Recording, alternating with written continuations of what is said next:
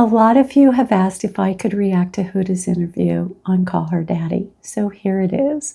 But let me just quickly say this. You've also been asking me to react to the other Islanders, and I promise next week a video will come out about Alandria and Taylor, and I'm actually going to do a two-part, so stay tuned for that. But today, I'm going to focus on the many layers of Huda's trauma. When trauma is unhealed, especially trauma from early childhood, it can interrupt emotional development and leave a person emotionally stuck at that age when the trauma occurred. Childhood tools are usually so limited to deal with emotion. We have access to crying and tantruming and pouting or shutting down because that's all a child has available to express distress. So now that we have heard more directly from Huda, we have a better understanding of how her trauma showed up in her relationships on Love Island, especially with Jeremiah and Chris, but also in her interactions with the other Islanders. Unfortunately, Huda carries a heavy emotional load, which is the lasting impact of trauma. It's clear she has a lot of growth work ahead of her. So today, I'm diving into all of that. Hi, I'm Dr. Pam, therapist and relationship counselor, and I just want you to know that I care so deeply about helping you grow and build more meaningful, connected relationships, as well as working on your own personal growth. If you want more of that, I'd love for you to subscribe so we can keep growing together. Okay, let's dive in because there is really a lot to unpack. Let's start here. I just want to show you how someone who has experienced a lot of trauma can be disconnected from a part of themselves without any awareness. So Alex asks Huda how she feels about the hate online. Like, if people are hating on me, okay, for you, like I don't give a like. Why does it matter? But remember this? I don't know whether it's America hates me. In that moment after the vote, when Huda says, America hates me, it was a raw, vulnerable reaction. And we now know that Huda has a deep wound around rejection, worthiness, and being seen. It taps into old pain. I'm not wanted. I don't belong. Huda's comment in the interview, though, I don't care what people say, is a defense, a protective shield meant to reduce the pain of hurtful comments about her. Caring about what people say about her can feel unsafe and too painful, so she shuts it all down without realizing that she shuts all of that down. Trauma survivors often switch between vulnerability and self-protection. They might feel deeply hurt one moment and completely shut down the next to survive that pain. This back and forth isn't hypocrisy. It's fragmentation, and what that means is that different parts of Huda are showing up at different times. One part can feel hurt and rejected, that's the vulnerable part, and the other part tries to protect herself by acting like she doesn't care. It's how her system copes with big emotions, and there is a lot of that with Huda. So when she says this, I try to pay the hate like no mind. To be honest, like, you don't know me. You don't know me at all. What she's saying sounds very reasonable, but if you listen closely, she's in a well-defended space. The truth is, even the most emotionally healthy person would feel hurt if hate were directed their way, especially after being so vulnerable. Huda was in an incredibly exposed position on Love Island, with everyone watching and judging her. What you're seeing now is someone who's learned to protect herself by disconnecting from emotion, which she had to do to survive by denying and cutting off those feelings. And let me be clear, she is not aware of any of this, so none of this is intentional on her part. Growing up, my dad was extremely abusive towards my mother, towards me and my siblings. A vivid memory I have as a kid is like, I don't even know how old I was, but I remember hearing my dad like beating the shit out of my mom in the room, and I remember like finally like I think someone got the door open, and I just remember seeing my mom's face, like her glasses were broken, and then I just see him snatch her head back and slam the door. Like, that's, I'm gonna cry. I can't imagine what that must have felt like for Huda to hear her mother being beaten by her father. You know, as a child, your parents are your whole world. And to hear and witness the person you love most in the world being harmed by the other person you're supposed to trust feels like a kind of emotional torture. Children already feel helpless simply because of their age, but in that moment, the terror, helplessness, and heartbreak would have been overwhelming. I get choked up just even thinking about what a little child must have felt going through that. Experiences like that teach a child that relationships are dangerous and that love comes with pain, and that the people who are supposed to protect you can also be the ones who hurt you. That belief can follow you into adulthood, shaping how safe or unsafe it feels to love and be loved. And throughout this video, I will show you how it showed up for Huda. So Huda starts to cry as she shares her story, and then she says this. I'm definitely about to start my period. That response is the protective shield I mentioned. Saying her tears are from getting her period is a way to deflect and avoid more emotional exposure. It just feels safer to give a physical reaction than to share just how vulnerable she really feels. So next, Alex asks how Huda believes that being the youngest in an abusive environment impacted her personal development. I think I was a lot more persuasive being a lot younger. So I was a lot more persuasive in terms of like giving me sweets and like buying me things and, you know, doing things towards me and hurting me and then saying, oh, here's this, or like doing things and, you know, saying, you know what, I'll go take you here if, whatever. If you noticed, Huda's response did not make a lot of sense. Her words were jumbled and hard to follow because it didn't make sense that she learned to be persuasive. At least I think that's what she was saying. I learned to be persuasive. But what I think she was actually trying to describe was how manipulation and coercion shaped her development. I think she is saying that when she was hurt or abused, because she does use the word hurt, her abuser would do things to hurt her and then try to make up for it with gifts or like sweets and promises to take her places. And if you watch how she answers the rest of that question, she immediately shifts into a story about her mom leaving, how they lived, how her mom was sleeping on a futon, none of which directly answers the question she was asked. This is something I see often when I work with people who have experienced trauma. When the pain is too overwhelming or the story feels too fragmented, they may go in a different direction instead of staying with the core question. So as a therapist, I have learned to gently circle back because it's not avoidance in the typical sense. It's often a survival strategy. Their nervous system is protecting them from going somewhere that feels too unsafe. And perhaps they don't even have the words or the self-awareness or insight to answer the question, which is actually more often the case. So next, Alex asks her if she has a relationship with her father. I haven't talked to my dad in 8 years. I stopped talking to him when I was 16. There's a really valid reason as to why I'm not speaking to him. There was a lot of times where I was alone with my dad. And there's things that like my family doesn't believe me about. And now there's another layer of trauma. Her family not believing her. That kind of betrayal can leave a lasting wound, especially around the fear of not being believed as an adult. For Huda, this shows up in a very real way. As I have shown you, Huda has two sides, a deeply vulnerable side and a very well-defended side. And the challenge for her is that these can seem to contradict each other, which makes her easy to misinterpret and not believe what we see.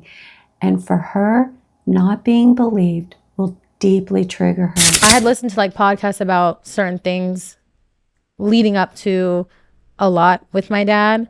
And it made me realize, like, I don't want to say grooming, but like there's a lot of things that were happening. So I never really had a father figure growing up in that way. At all.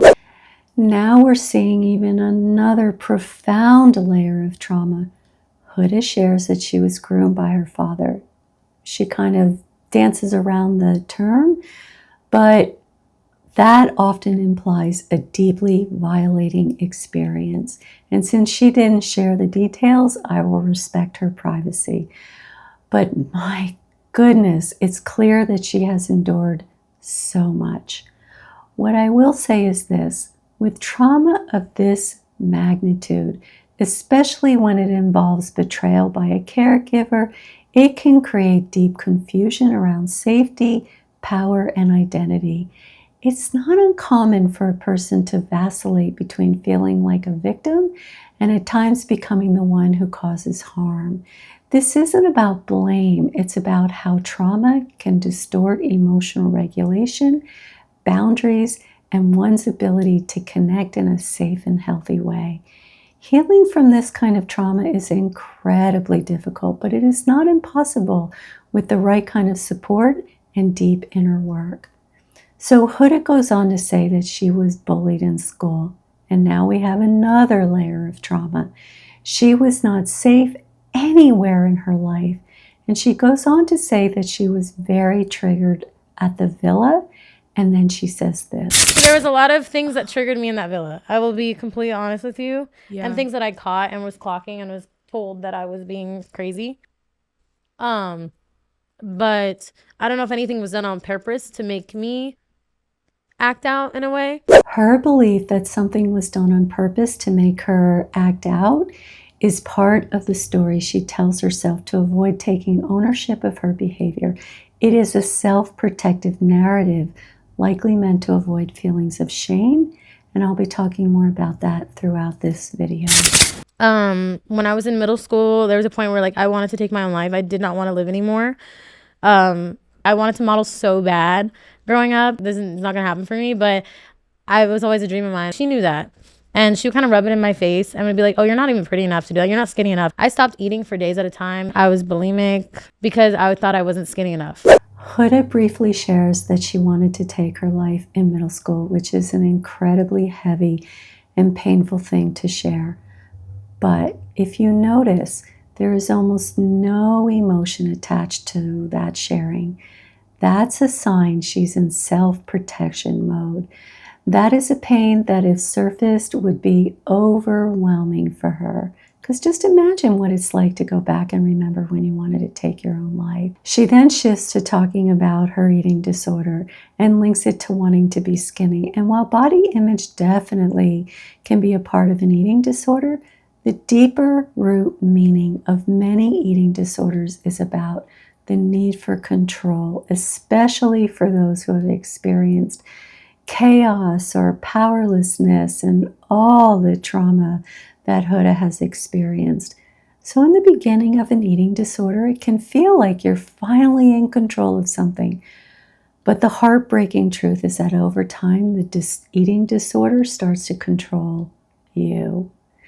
So next, Alex asks Huda, what do you wish you could go back and tell your younger self about being bullied? And Huda's answer is F 'em. Can't show you that. And she also says, who gives an F? Let's watch a little bit more. Be yourself. Do what you want to do in life. And this is what I tell my daughter all the time. I'm like, do what you want to do. Stop caring about what other people think. Because there's times where kids will be mean to her. And I'm just like, honey, like, you're so smart and you're beautiful. And, you know, you're fun. You're funny. Anyone would hate on somebody like that. While I found watching this entire interview to be heartbreaking, given all that Huda went through, I found it terribly sad regarding the advice she gives her daughter. I know it comes from love and good intentions, but it also shows something deeper. I believe that she's trying to give her daughter what she never got herself: strength, confidence, and the ability to rise above pain. But here's the thing. When she tells her daughter not to care what others think or quickly reassures her with compliments, she is unintentionally skipping over the most important part, and that is really seeing and hearing her daughter's pain and experience. And I know that's because she wasn't seen or protected as a child. No one stood between her and the harm that she endured. So now she may not fully realize what protection truly looks like. It's not just encouraging words. It's slowing down and asking questions, sitting with her daughter's pain and helping her feel safe. That's what helps a child build real resilience, not being told they're strong, but feeling supported in their most vulnerable moments. And who knows, maybe Huda does that and just didn't share this in the interview. Okay, let's talk briefly about her relationship with her daughter's father. But first, it's important to note that Huda says she had to get out from under her mother's control, and that kind of upbringing can lead to wild behavior once you're finally free. When you grow up in a controlling home, you often miss out on learning how to make choices, create boundaries, and trust yourself. So when you're suddenly on your own, you're left to trying to figure it all out without the tools you need. So Alex asks how Huda would describe the early stages of her relationship with her daughter's father. We were very lovey. We got very lovey very fast. Very lovey-dovey. Like, I really liked him a lot. This pattern is familiar. It is exactly how she approached her relationships with both Jeremiah and Chris. It reflects an anxious attachment style where the instinct is to connect quickly and intensely. For someone with this attachment style, fast connection can feel like safety. It soothes the fear of being alone or abandoned, even if the foundation of the relationship hasn't been built and isn't stable yet. I thought it was like a fairy tale. I thought it was like Disney. Swear to God, I'm watching all these things. I'm watching all these Disney movies, and I'm just like, oh my God, like it's gonna be like that, and he's gonna look at me from across the room and be like, hey, like I'm thinking it's like gonna be some cute lovey shit. Huda didn't grow up with healthy relationship role models. We know this. She watched her dad beat her mom, experienced abuse herself, and lived under her mother's control. With no safe or loving examples to guide her, she turned to Disney movies to try to make sense of love. And when a child grows up feeling unloved, unseen, and unsafe, that deep need to be loved the way they should have been loved can shape everything. It makes sense that Huda longed for an idealized version of love. But when that longing is built on trauma without any real-life tools or guidance, it sets the stage for heartbreak. It's a painful recipe, witnessing violence, needing connection, and trying to build love without ever being shown what healthy love even looks like. Okay, let's connect all of this with her experience on Love Island. When he came in, I could just, when you can just tell when a guy really likes you, the way they look at you. Yes. I remember I went to go hug him, and I tripped backwards, and he pulled me in, and that stuck with me. And I was like, it's like a movie. I was like, love it. My childhood dreams are coming true. In that first moment with Jeremiah, when he pulled her in and kissed her, Huda felt like her childhood dreams were finally coming true. To her, it wasn't just a kiss, it was the beginning of the love she's always longed for. But that's not real connection. It's idealized love, projecting hopes and fantasies onto someone before truly knowing them. Idealized love always leads to disappointment and heartbreak because no real person can live up to a fantasy. When we fall in love with an idea rather than who someone truly is, we are setting ourselves up for major disappointments. So Alex asked Huda about her thoughts on being referred to as Hurricane Huda and Jeremiah's love bombing. Let's see what she says. Jeremiah was the victim of Hurricane Huda, or if you were the victim of Jeremiah's love bombing. Just if you had to give your immediate reaction, what is your answer? I think that we both had faults in the relationship. I don't think that anyone should fully take blame for anything, in all honesty. So at first, this sounds like a very healthy answer. But this is Huda in a well-defended state. When she's feeling hurt or vulnerable, she tends to shift into blame. And that's the part that really matters, because it's the unguarded, emotionally reactive part of her that shows up in real moments of conflict and intimacy. In relationships, it's not the polished responses that shape connection. It's what we do when we're triggered, raw, and exposed. So Alex asks Huda why she was so territorial, even though you and Jeremiah were not technically closed off. This is her response. I think because I was scared because of everyone doubting us in general. And it made me wonder, like, okay, what is he saying? And I'm like, should I be more possessive of this man? Like, should I mark my territory here? And, you know, I like, because he told me, like, you know, we're technically exploring the people, but like, you're the only person I want. This may possibly be one reason why she was territorial, but it is definitely not the only reason. And let me be clear, while I am focusing on Huda in this video, I am not suggesting that Jeremiah's behavior was healthy either. He moved way too fast with her, and that has its own relational consequences. But because this video centers on Huda's interview, I'm focusing on her experience. Huda's territorial behavior comes from unhealed trauma, fears of rejection and abandonment, and a deep need to feel loved and worthy, fears of not being good enough or lovable, and a sensitivity to feeling ignored, even when that may not be the reality. These fears run deep for her, and they often drive strong emotional reactions. But because Huda is in a well-defended place right now, these deeper truths are not rising to the surface. Recognizing them would require self-awareness, reflection, and vulnerability, and that kind of inner work takes time, safety, and a willingness to look inward. So Alex points out that Huda and Jeremiah were intimate very early and asks how that complicated things in their relationship. That's why. I think that a lot of times when guys end up getting what they want, it changes their character. And You felt that way? I did. Like when I would ask him to do like nice things for me, because like a lot of the guys in the villa were doing really cute, thoughtful things for their girls. That's why the love bombing, like, hey, you know, you got what you wanted. I genuinely wonder if Huda would have latched on to the idea that Jeremiah love bombed her if that label hadn't been suggested to her. That being said, it is true that some men pursue someone intensely, get what they want sexually, and then pull away. What Huda doesn't seem to consider is how her own idealized version of love shaped her expectations and needs in her relationship with Jeremiah.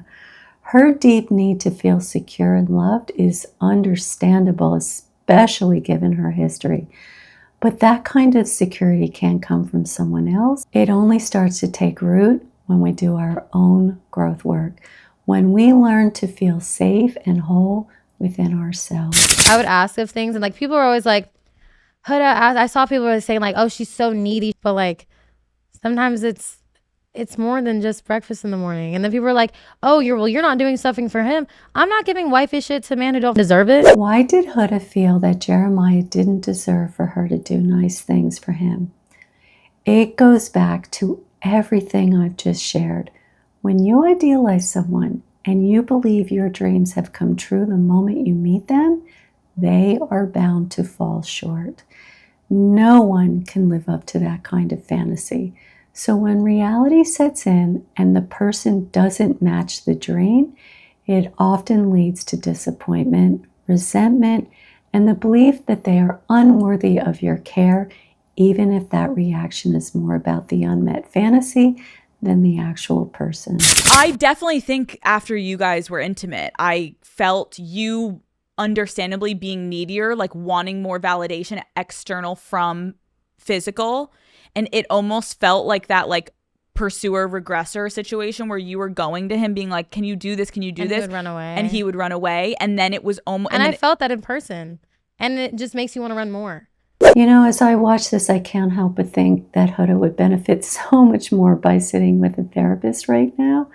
When she shares her narrative, there's no gentle challenge to the story she's telling herself. And just to be clear, I'm not suggesting that Alex should take on that role. That kind of work needs to be done slowly, carefully, and with deep trust between her and her therapist. In the interview, Huda says that Jeremiah pulled away because they were intimate. And maybe that's true. I can't say that for sure. But what would be more empowering for Huda is understanding that relationship patterns are co-created. She brought a lot of intensity and emotional demand to her relationship with Jeremiah. And Jeremiah struggled to advocate for himself, likely responded by retreating. I am not placing all the responsibility on Huda. Jeremiah often avoided discomfort, laughed things off when he was uncomfortable, and apologized without really engaging. Their dynamic was shaped by both of them. But here's the deeper understanding. It only takes one person doing their inner work to begin shifting the pattern in a relationship. And for Huda, that work is about building a strong, loving, grounded relationship with herself. And I know that that is not easy, especially given the depth of her trauma, but it is possible. And that's the only way to create the kind of love and connection she is truly longing for. Because when Huda learns to connect with herself on a deeper level, she will no longer rely on idealized love or unrealistic expectations to feel whole, and she'll be less likely to react intensely from a place of fear and rejection, and allow for a space for more grounded and a healthy relationship that she deserves. We all deserve that. So Alex asks Huda why she and Jeremiah got to a point where they were arguing most of the time. And this is what she says. There was little things that built up where it was like, okay, I'm asking you like, hey, do you want to play ping pong with me? Like, I really want to play ping pong. And you don't want to play with me, but you pull Iris and play with her. You've never pulled me the entire season to play ping pong. It's like little things that like mean something to me. And people say, oh, you're so nitpicky. Okay, there's things that I like in a relationship. There's things I want in a relationship. The right man is going to do all of those things. What really stands out here is that this moment isn't truly about Jeremiah playing ping pong with Iris instead of her. For Huda, this taps into a deeper pattern, one where she constantly compares. She compares what she sees in other couples and uses it as a way to criticize her partner. She notices what her partner does for someone else, even something small or friendly, and thinks, why don't you do that for me? This kind of comparison comes from living with an idealized view of love, where anything short of fantasy feels like rejection or proof of not being loved enough. It creates a cycle where no one can measure up because the standard isn't based on reality, it's based on longing, insecurity, and unmet childhood needs. Again, I am not suggesting that Jeremiah did not contribute to the relational challenges, but this is a therapist reacts to Huda's interview. It made me hysterical because I was like, this man doesn't care. Now that we know more about Huda's story, that one comment she makes about Jeremiah, that was after America's vote when she was so devastated that he didn't come to her, reveals so much. It's a small moment, but it speaks volumes about her underlying wounds, expectations, and the way she experiences connection and abandonment. When Huda says, this man doesn't care, it reveals a deeply painful trigger. And it is so important that she understands that, because when we are not aware of our triggers, we emotionally relive the past as if it's happening all over again. We react as though the current moment is the original wound, but it's not. This is where our growth work begins, learning to separate past pain from present experiences. And I have a mantra. I use it often with people that I counsel. And the mantra is, it feels the same, but it is not the same. And while it may sound simple, it is anything but. Working your way through a trigger is incredibly hard. I can still struggle with it. It takes courage to work towards sorting out what is different with insight and a willingness to pause and ask, what's really happening right now? How is this moment different from my past? It is so hard to separate the past from the present, but it is so important to do so. In Huda's case, her heartbreak over Jeremiah not coming to her after America's vote is not the same as her father not caring about her. Jeremiah is not abusive. We don't know. Maybe he wanted to show up but just didn't know how. Maybe he was hurt too. I can't say for sure, but that's why it is so important to try to ask yourself, how is the present different from the past? And what I do know is this: when you can begin to untangle the past from the present, even a little, you feel lighter, because carrying the pain of the present and the pain of the past at the same time, it's just too much for one heart to hold. So in the next clip that I'm going to show you, this is Huda's understanding of why things didn't work out with Jeremiah. Everything was great. Got intimate. Things started changing a little bit. Told him I was a mom. Things started changing a lot of bit. Like a lot of things kind of like people were getting in his ear. Things were changing even more. A lot of those things happened. I was getting more needy because I was scared that he was feeling indifferent. Some of what Huda says about Jeremiah may very well be true. But since we're focusing on Huda here, what stands out is her comment that she became needy because she was scared, and she attributes that entirely to Jeremiah's lack of actions. That fear is real, and it likely comes from deep trauma. Well, it does come from deep trauma of being abandoned, feeling unsafe, feeling unseen in her childhood. But what's missing from her reflection is accountability.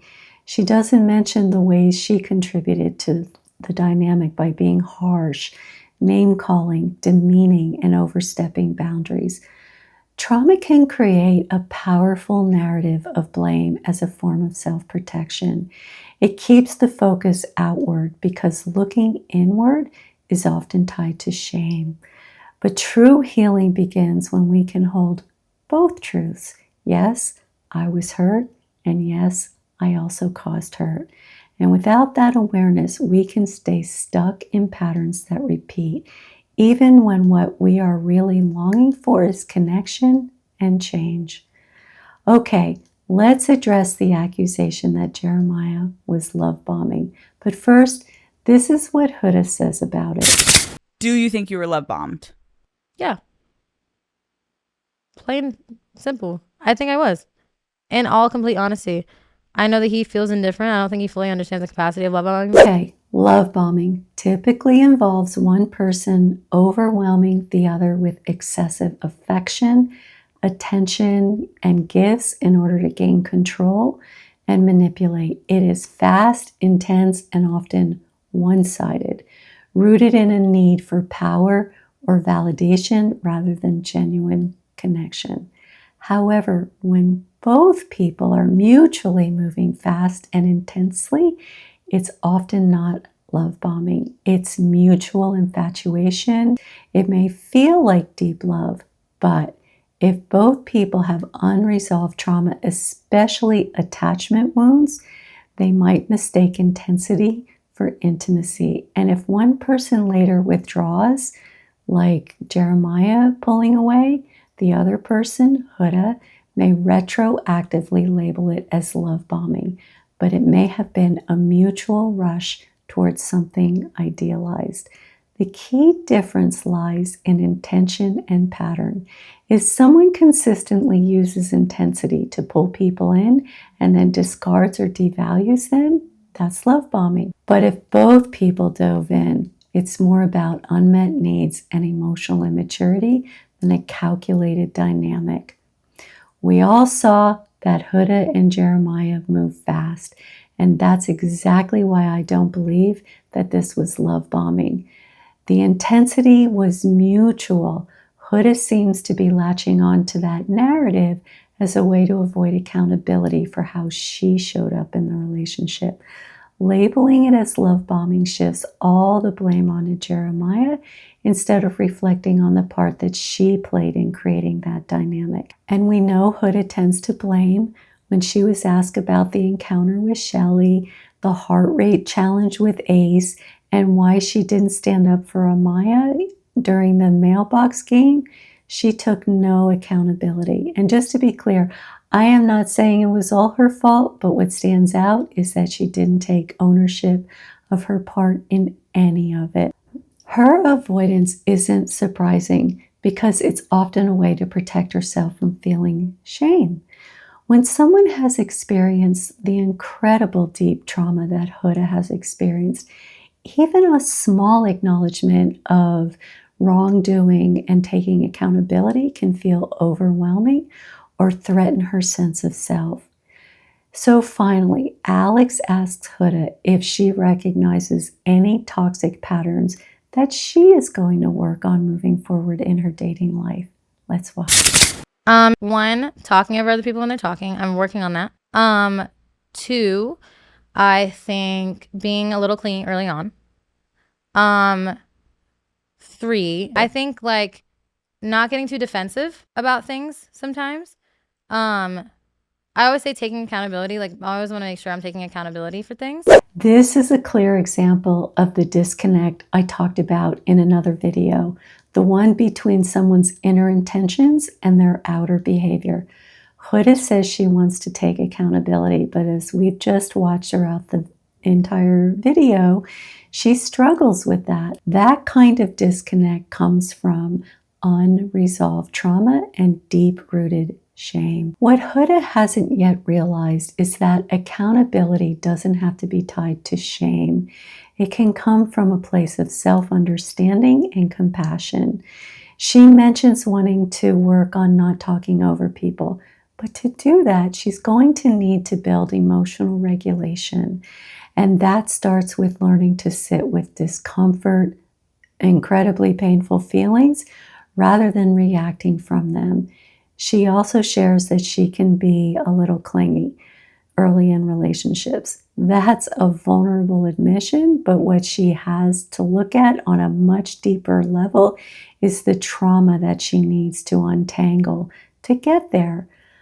My hope is that Huda begins her growth work because no one chooses the pain that they've endured growing up and now carry, and everyone deserves the chance to heal. The disheartening reality is that even though it's not our fault, healing still becomes our responsibility. Well, that is a wrap on this episode. And so, like I said, make sure to come back because I am breaking down Olandria and Taylor and the other Islanders and their relationships that I haven't touched on yet that you've been asking me to do. I will continue to post these videos every week because there's just so much to unpack. There's so many episodes, it was hard to keep up. And if you're here regularly, it means so much to me. I love reading all your comments, even though I'm not always able to respond to them. I have deeply valued the growth that you have experienced from these videos, and that's why I make them. And so many of you have shared how these videos have helped you understand relationships on a deeper level and give you practical steps to navigate your relationships and your own personal growth, and that is exactly why I create them. And if they have brought you any clarity or direction, subscribing is the best way to stay connected and keep getting insights that support you. And if you found today's tips helpful, please give this video a thumbs up and share it with someone who might benefit. See you next time.